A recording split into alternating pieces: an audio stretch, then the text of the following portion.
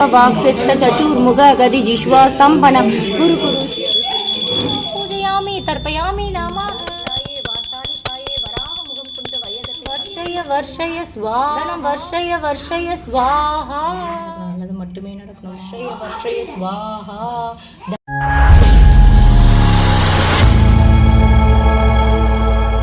அனைவருக்கும் வணக்கம். இன்னைக்கு ஆஷாட நவராத்திரியின் முதல் நாள். ஆஷாட நவராத்திரியின் நல்வாழ்த்துக்கள் அனைவருக்கும். ஸோ இன்றைக்கி நம்ம வாராகி அம்மனுக்கு தாங்க பூஜை பண்ண போகிறோம். ஸோ ஆஷாட நவராத்திரி அப்படின்றது குப்த நவராத்திரின்னு சொல்லுவாங்க, ரகசிய நவராத்திரின்னு சொல்லுவாங்க. ஏன் ரகசிய நவராத்திரி? இந்த நவராத்திரி இருக்குன்னு நிறைய பேருக்கு தெரியவே தெரியாதுங்க. நம்ம ஆயுத பூஜையோடு ஒட்டி வர நவராத்திரியை தான் நம்ம அனைவரும் கொண்டாடுவோம். ஆனால் இந்த நவராத்திரி நம்ம அனைவருக்குமே தெரியாமலே இருக்குது. வருஷத்தில் மொத்தம் 4 நவராத்திரி இருக்குது. அதில் ஒரு நவராத்திரி தான் பார்த்திங்கன்னா எல்லாருக்குமே தெரியுது. மற்ற 3 நவராத்திரியும் ரொம்ப ரகசியமாகவே எல்லாரும் பண்ணிகிட்ருக்காங்க. அதில் ஒன்று தான் ஆஷாட நவராத்திரி. இந்த நவராத்திரி பார்த்திங்கன்னா சக்தி வழிபாட்டில் ரொம்ப சிறப்பு வாய்ந்ததாக இருக்குங்க. குறிப்பாக சொல்லணும்னா வாராகி அம்மன், பிரத்யங்கரா தேவி, காளி அம்மன் போன்ற சக்தி தெய்வங்களை வழிபடுவதற்கு இந்த காலம் உகந்ததாக இருக்குது. இது பார்த்திங்கன்னா 9 நாட்கள் மனதார அம்மனை வழிபட்டால் வாழ்க்கையில் இருக்கும் தடைகள் விலகி, எதிர்மறை எண்ணங்கள் நீங்கி, தைரியம், மன அமைதி, குடும்ப ஒற்றுமை, செல்வ வளம் மற்றும் இறையருள் கிடைக்கும் என்று பக்தர்கள் ரொம்ப நம்புகிறாங்க. இன்று நம்ம எளிமையான முறையிலே வீட்டிலே ஸ்ரீ வாராகி அம்மனுக்கு அபிஷேகம் மற்றும் பூஜை செய்து வழிபட போகிறோம். வாருங்கள், நாமும் சேர்ந்து முதல் நாள் ஆஷாட நவராத்திரியின் பூஜையை பக்தியுடன் தொடங்கலாம். ஓம் ஸ்ரீ வாராகியை நமக, ஓம் ஸ்ரீ வாராகியை நமக, ஓம் ஸ்ரீ வாராகியை நமக. நான் எல்லா பதிவுகளும் சொல்கிறது தான் இதுலேயும் சொல்கிறேன். முதல்ல நம்ம ஒரு பூஜையை எடுத்து நடத்துகிறோம் அப்படின்னா நமக்கு குலதெய்வத்தோட அருள் இருந்தால் மட்டும்தான் அந்த பூஜையை தங்கு தடையின்றி பண்ண முடியும், பூஜையவே எடுத்து நடத்த முடியும். அதனால் முதல்ல குலதெய்வத்தை மனதார வேண்டிட்டு நீங்கள் இந்த பூஜையை ஸ்டார்ட் பண்ணுங்கள். அதன் பிறகு முழு முதற் கடவுளான பிள்ளையாரையும் வணங்கிட்டு நம்ம இந்த பூஜையை ஸ்டார்ட் பண்ணாதான் தங்கு தடை இல்லாமல் 9 நாளும் நம்ம பண்ண முடியும். நான் பார்த்திங்கன்னா வாராகியோட சிலை வச்சுருக்கேன்.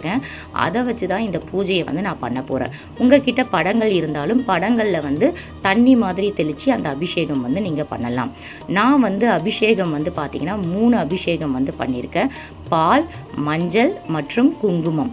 குங்குமம் ரெட் குங்குமமாக இருந்துச்சுன்னா ரொம்ப நல்லது, அது அவங்களுக்கு ரொம்பவே பிடிக்கும். என்கிட்ட மெரூன் இருந்ததுனால தான் நான் மெரூன் குங்குமம் பண்ணுறேன். முதல்ல பால் அபிஷேகம் பண்ணுறேன்.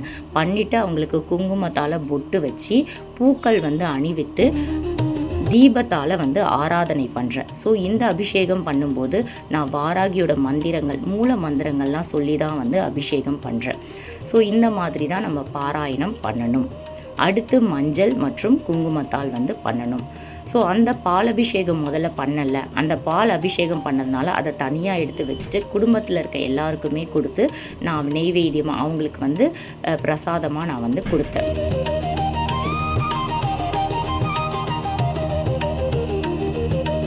கடைசியாக பார்த்திங்கன்னா பன்னீரை அபிஷேகம் பண்ணுறேன். நான் இந்த பன்னீர் அபிஷேகத்தை கணக்கு வச்சுக்கலங்க.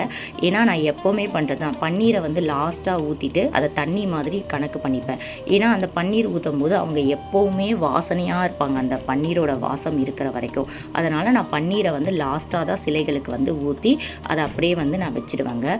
கடைசியாக பார்த்திங்கன்னா அம்மனுக்கு ஆடை அணிவிக்கிறேன். புதிய ஆடை அணிவித்து மரியாதையுடன் அவங்கள பிரதிஷ்டை நான் பண்ண போகிறேன்.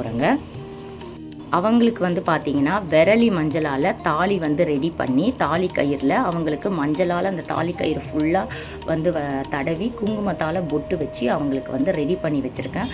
அதே மாதிரி தான் மகாலட்சுமி மற்றும் பிள்ளையாரையும் நான் ரெடி பண்ணி வச்சுருக்கேங்க. நான் ஆஞ்சநேயரோட வாள் வழிபாடு பண்ணிகிட்டு இருக்கிறதுனால அவரை ஒரு சைடு வச்சுட்டு இவங்களுக்கு ஒரு இடம் ஒதுக்கி வச்சுட்டு பன்னீரால் அந்த இடத்த தெளிச்சுட்டு நல்லா வாசனையாக இருக்கட்டும்ன்ட்டுன்னு கோலம் போட்டுட்டு ஒரு சின்ன மனை வச்சு நான் வாராகி அம்மனை மரியாதையோட பிரதிஷ்டை நான் பண்ணுறேங்க. நம்ம எந்த பூஜை பண்ணாலும் ஃபஸ்ட்டு பிள்ளையாரை கும்பிடுறது நம்மளுடைய வழக்கமாக இருக்குது. ஸோ அதனால் பிள்ளையாரையும் என்கிட்ட சின்னதாக மகாலட்சுமியோட சிலை இருக்கிறதுனால அவங்களையும் தான் வந்து நான் பிரதிஷ்டை வந்து பண்ணி வைக்கிறேன். எனக்கு வந்து ஒரு கன்ஃபியூஷன், எனக்கு வந்து பிள்ளையாரை எங்கே வைக்கிறது, மகாலட்சுமியை எங்கே வைக்கிறது, ஏன்னா நம்ம பூக்களால் வாராகியை வந்து அர்ச்சனை பண்ணணும். ஸோ அப்படி பண்ணும்போது இவங்க பக்கத்தில் இருக்கும்போது அவங்களுக்கு எப்படி அந்த இடமே இல்லையே அப்படின்னு சொல்லிட்டு ஒரு கன்ஃபியூஷன்லேயே அந்த சிலைகளை மாற்றி மாற்றி நான் வச்சிட்ருக்கேன்.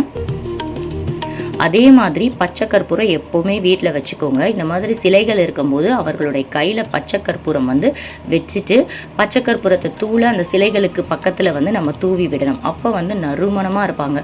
பச்சை கற்பூரம் தெய்வீக நறுமணம் உடையது. ஸோ அதை எப்போவுமே நம்ம வைக்க வைக்க அவங்களுடைய நறுமணம் இருக்கும்போது அவங்க அங்கே குடிக்கொண்டுட்டு இருக்க மாதிரி நமக்கும் வந்து தோணும், அவங்களும் அங்கே இருப்பாங்க. இடம் வந்து பார்த்திங்கன்னா மனை கொஞ்சம் சின்னதுனால எல்லாமே ஹைட்டு கம்மியான மாதிரி எனக்கு இருந்தது. அதுக்கப்புறம் அவங்களுக்கு வந்து தீர்த்தம் வந்து வச்சுருக்கேன்.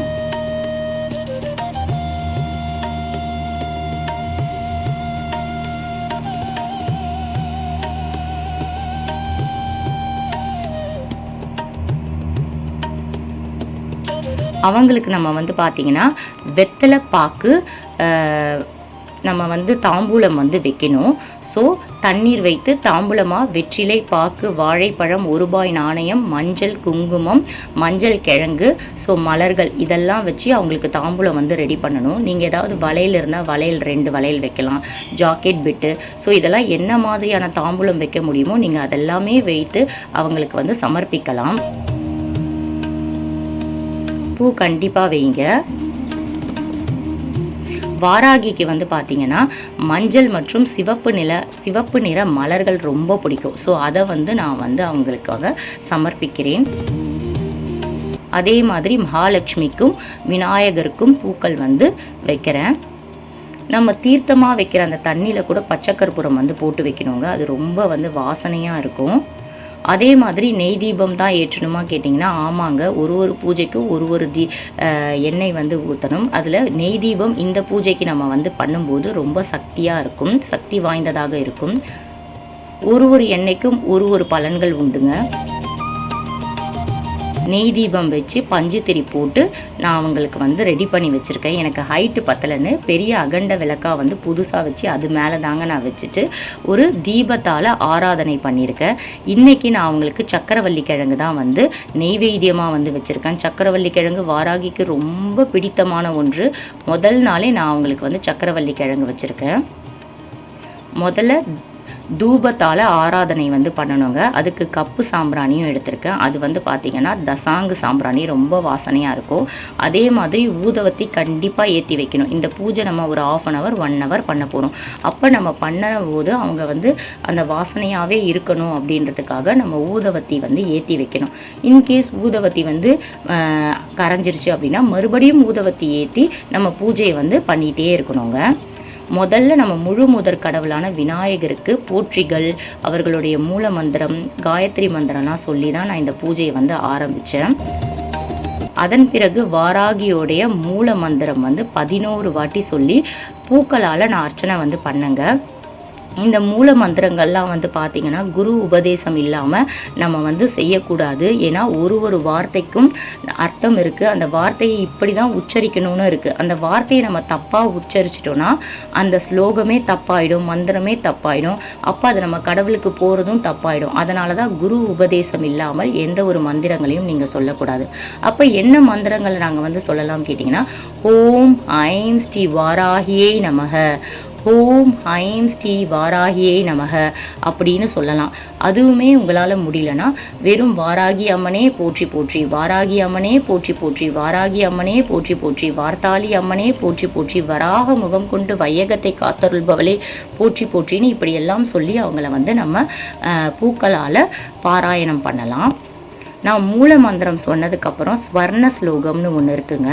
ஸோ இந்த ஸ்லோகத்தை விரலி மஞ்சள் 108 விரலை மஞ்சள் எடுத்து அதால் நான் அவங்களுக்கு அர்ச்சனை செய்து அந்த ஸ்லோகத்தை நான் பாராயணம் பண்ணுறேங்க. இதுவுமே சொல்கிறேன், குரு உபதேசம் இல்லாமல் செய்யக்கூடாது. ஏன்னா ஒரு வார்த்தைக்கும் அர்த்தங்களும் இருக்குது. அந்த வார்த்தை இப்படி உச்சரிக்கணும்னு தான் இருக்குது. அதனால் அதை நான் அப்படி பண்ணுறேன். அன்னைக்கு என்னோடய பூஜை வந்து ரொம்ப மனநிறைவாக இருந்ததுங்க. 108 முறை நான் இந்த பூஜையை வந்து நான் சொல்லி விரலி மஞ்சள் வச்சு அவங்களுக்கு பூஜை பண்ணேன். கடைசியாக வந்து பார்த்திங்கன்னா கற்பூர ஆராதனை பண்ணி நான் அவங்களுக்கு வந்து இந்த பூஜையை வந்து நான் நிறைவு செய்தேங்க. கடைசியாக கற்பூர ஆராதனை காட்டி உலக நன்மை, குடும்ப நலம், ஆரோக்கியம், செல்வ வளம், நல்ல வேலை, குழந்தைகளின் கல்வி, மன அமைதி மற்றும் அனைவரின் வாழ்க்கையிலும் இருக்கும் தடைகள் விலக வேண்டும் என்று மனமாற வேண்டிக் கொள்கிறேன். ஸ்ரீ வாராகி அம்மனை மனமாற நான் வேண்டிக் கொள்கிறேன். உண்மையாக பக்தியுடன் அவளை நினைத்து வழிபடுபவர்களுக்கு தைரியம், மன உறுதி மற்றும் இறையருள் கிடைக்கும். வாராகி தாயே போற்றி போற்றி, வார்த்தாளி தாயே போற்றி போற்றி, வராக முகம் கொண்டு வையகத்தை காத்தருள்பவளே போற்றி போற்றி.